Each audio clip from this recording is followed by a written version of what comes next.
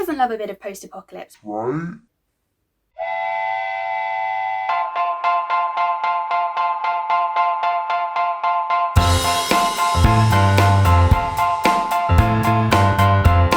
Hello everyone, and welcome to my review of the Broken Earth trilogy by N.K. Jemisin.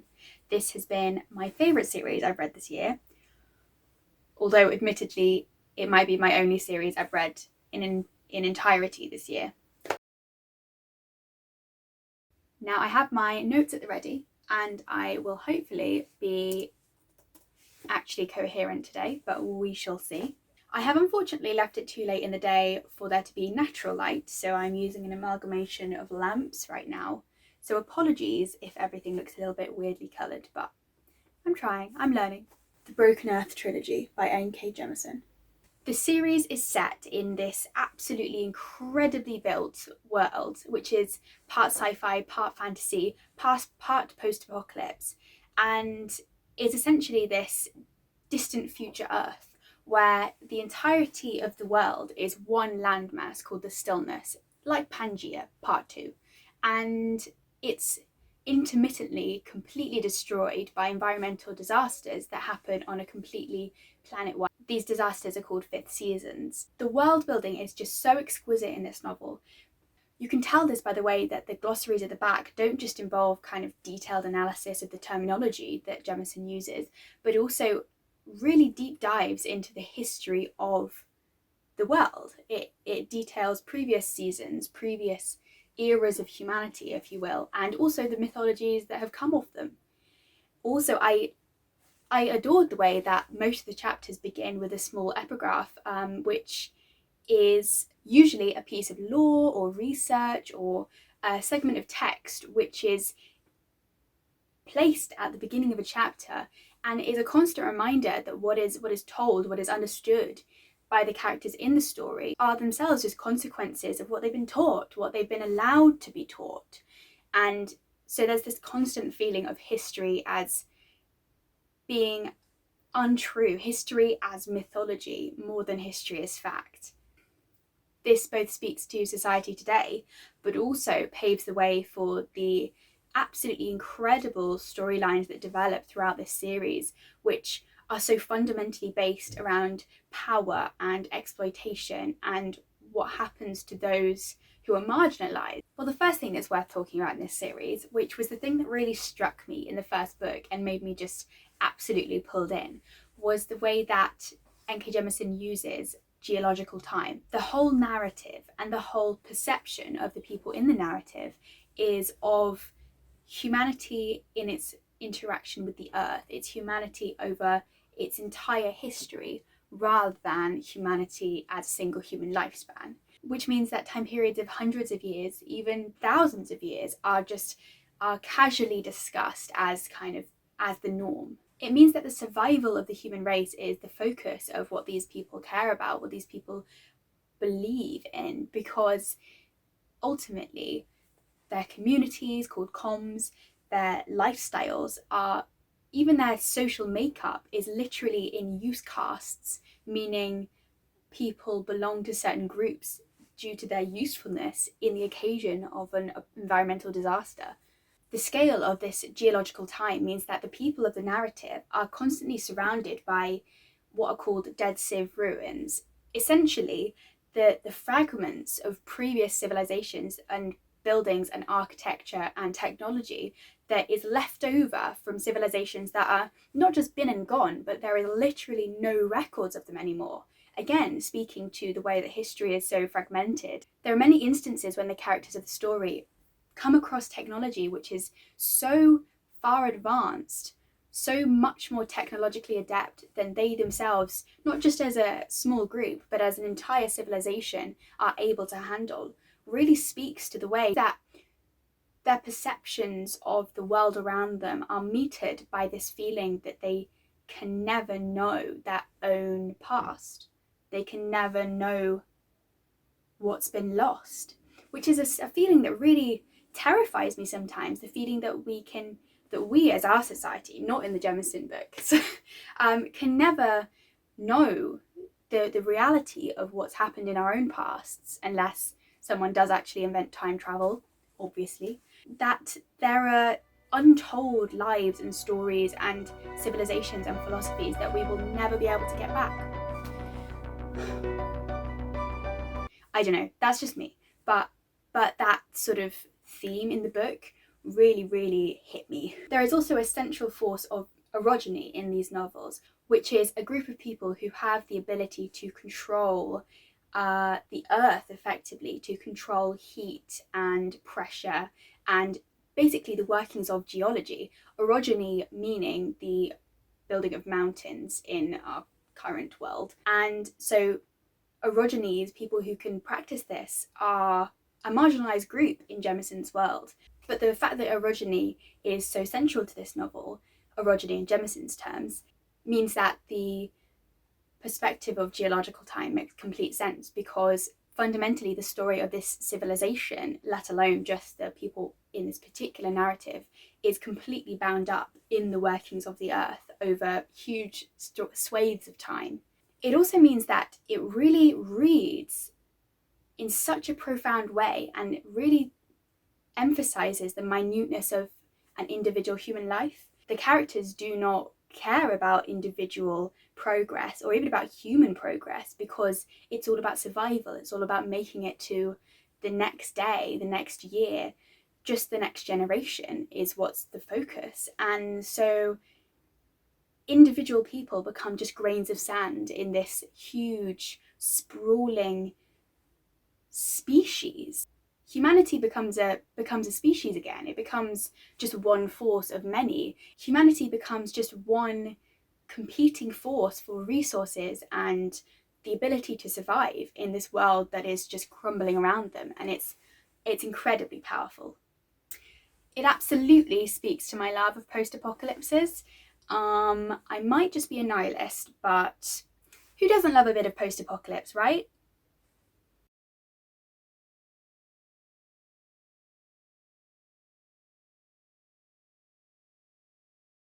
The first book governs around the idea that humans broke the world in the distant past. Too long ago to truly know the story or truly understand why. The mythology around the event still continues, but essentially it's assumed that no one truly knows what happened.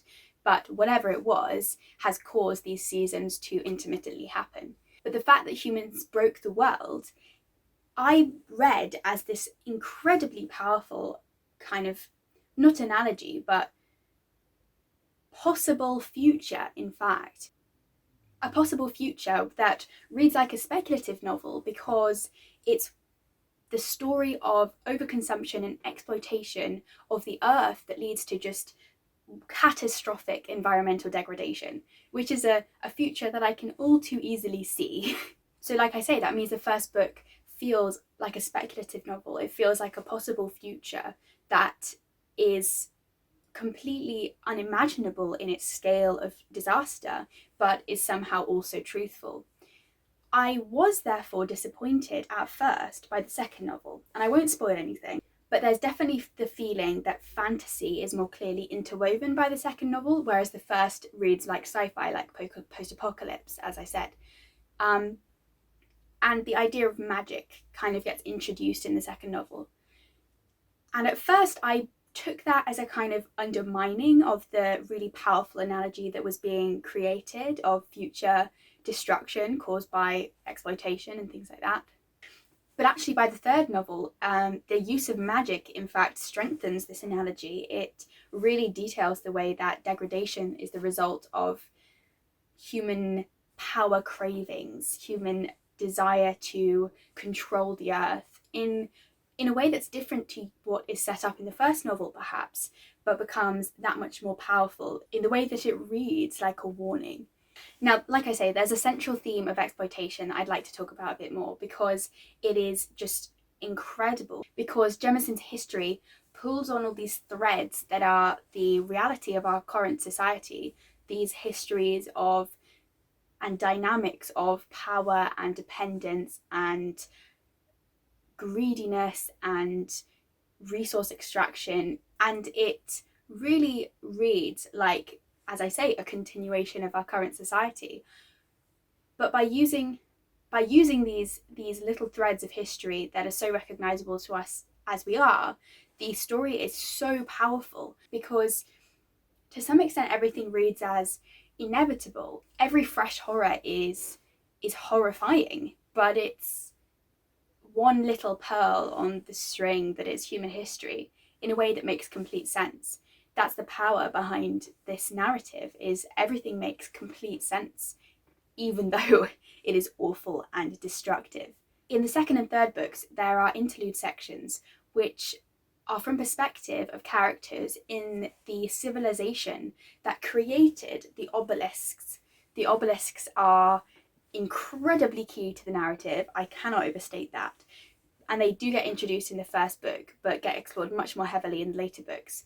They are an example of the Dead Sea ruins I mentioned earlier. They are just there in this world, which the characters originally barely even notice. They're basically just part of the furniture around them, but without any meaning, without any story, because they have no connection to the technology itself. So these perspectives that really shoot you back into the shoes of people who made these obelisks is both very interesting from the perspective of the reader to truly understand what's going on, to understand more world building. But the flip side to that is that as the third person omniscient reader, you know so much more and understand so much more than the characters ever do. This is again an example of history that's lost to the people that actually should know it.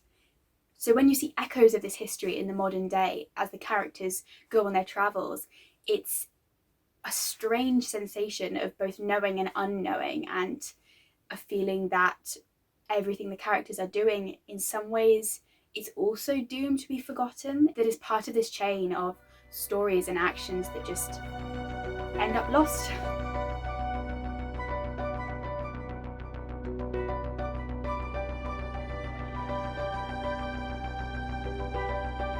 There's one particular little example of this theme of exploitation and lost history that I want to detail.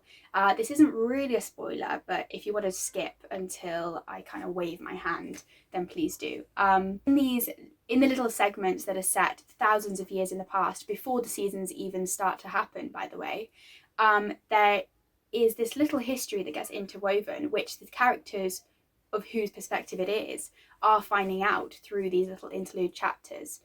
It's a history that is, again, not told by the powerful. There is an entire race of people called the Nis who live on a segment of land south of the city that this story is currently revolving around, because at the time there is no stillness, and it certainly isn't one big landform. That happens after the first season. Instead, there are 3 land masses, and the Nis live on one of them. The Nis have very specific practices, including the use of magic, the magic that comes back later in the modern setting, but magic in a very different way, and is feared because of that. These people have a power which those of the central city are afraid, because it's so simple and it's not destructive, it's just for beauty. And so, of course, as the history develops, you understand the way that the Nis were persecuted and exploited and physically degraded. But after this persecution, there is no detail left of where it came from. The Nis are rendered completely obsolete, even if little aspects of their civilization remains. I also thought it was really clever that Jemisin does call them Nis textually, even though she also mentions that to them their name is Thnis. The point is, because it was difficult to pronounce by the people in the city, by the people in power, they were known by the powerful people as Nis instead, as a shortening and easing. And then that was all they remained to be. It's again a story of powerless people's history being written by the victors. It's a really interesting commentary. So I thought it was very clever that Jemisin herself follows along with what the powerful people do by textually calling them the Nis instead of the Thnis. I don't know. I thought it was good. Just a little FYI, by the way. N.K. Jemisin is pretty incredible. I mean, these books are pretty incredible, but consider the fact that A, all 3 were published within 3 years, 2015 to 2017. B, they all three of them won Hugo Awards, which are the international awards for science fiction and fantasy books. And C, as of June 2021, she signed a movie deal. That one's less impressive, I grant you, but the point is that, wow.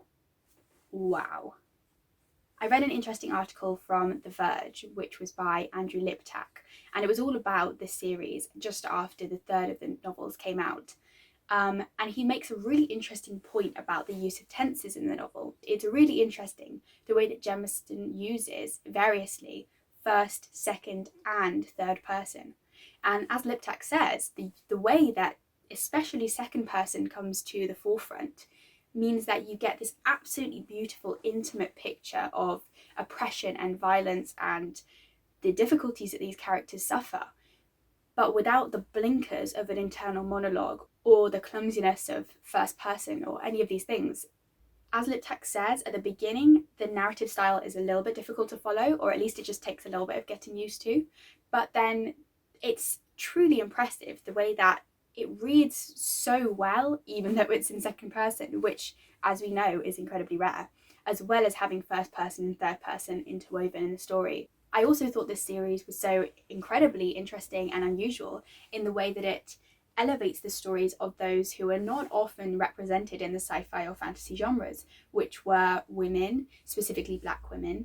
Of course, it's important to mention, and is in fact quite vital, that though the characters are described as having features which we in our society would label as Black, racialization is inherently to do with a specific culture and society. So the racializations of characters in these books are around concepts such as being Sansi and Midlatter and coastal and all these things, which are completely different to concepts of white and black and brown, which we have in our society. Sorry, that's just a tangent to say that people with features that we would categorize as Black are very clearly used, which I thought was brilliant, but the meaning is different within the universe itself. There are also generally a lot of ways that the conventions and social codes of our society are undermined in this novel because fundamentally it's a different society. It has different rules and norms. For example, the way that polyamory is quite common in these novels. There are several relationships quite central to the book which are polyamorous. There are also same-gender relationships. There's at least one trans character, all of which are completely unstigmatized. They are just aspects of life because the society seems fundamentally more in tune with its more basic instincts, perhaps. Kind of calling back to what I said earlier, these are humans as a species, as one among many on the earth. And so there is definitely this feeling that people are closer to, if there is one, a natural state. They are closer to animals because they are animals. So sex and violence and hunger and other just instincts are much more prominent.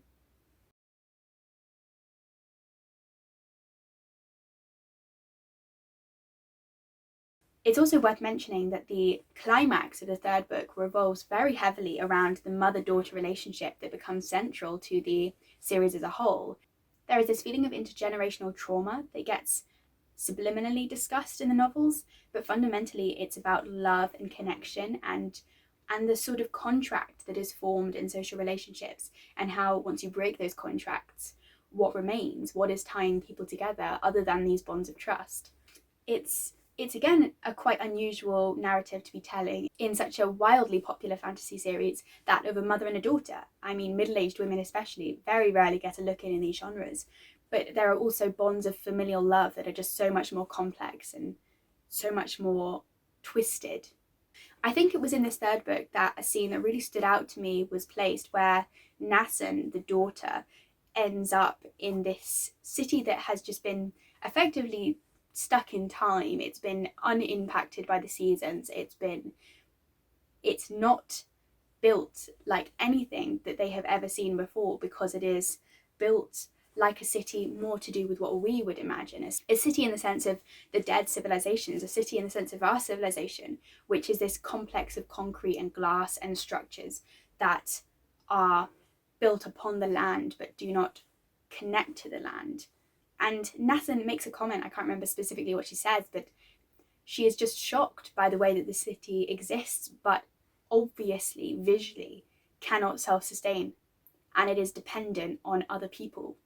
And she is astounded by the idea that you can build a community that cannot sustain itself. And that really hit me, and I was like, you make a good point. How does that make sense, you know? How can we hope to survive in any sort of disaster if we have just an absolutely unimaginably complex chain of supplies and dependencies and relationships that are so doomed to chaos and failure? I mean, capitalism, but also simple things like when it snows and people can't get food deliveries and disaster befalls Britain. So that little scene gave me quite a foreboding feeling of, oh, this is actually how our civilization is really failing. This is actually something that could genuinely affect us in the future. So there we have it, a kind of rambly review of the trilogy that really impacted me this year, and I just think is going to really stick with me. I read the first book back in September, I think, actually, and the third was only a few weeks ago that I finished it. So it's only recent, but the themes of meaning and history and power and exploitation and the world and exactly what it means to be connected to humanity and to the earth were just... I loved it. That's possibly the social sciences student in me jumping out, but I loved it, and I really recommend.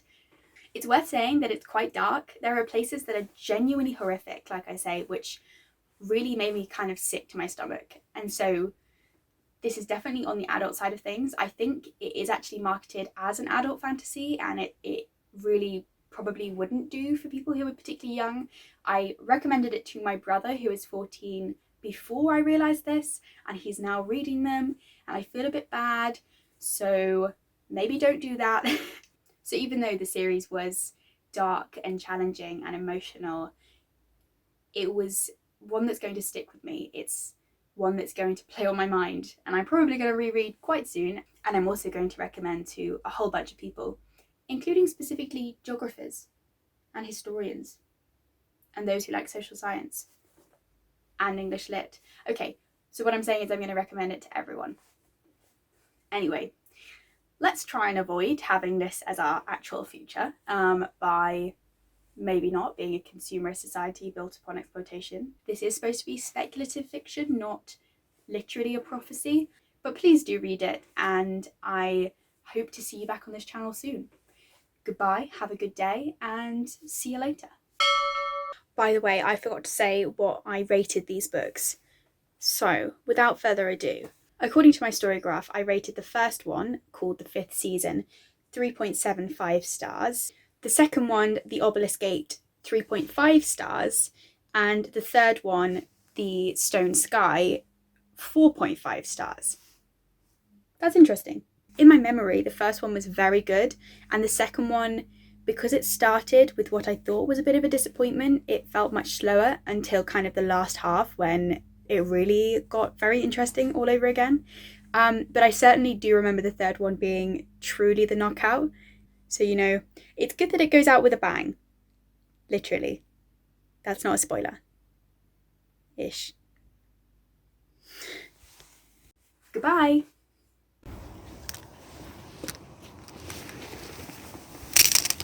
Hello.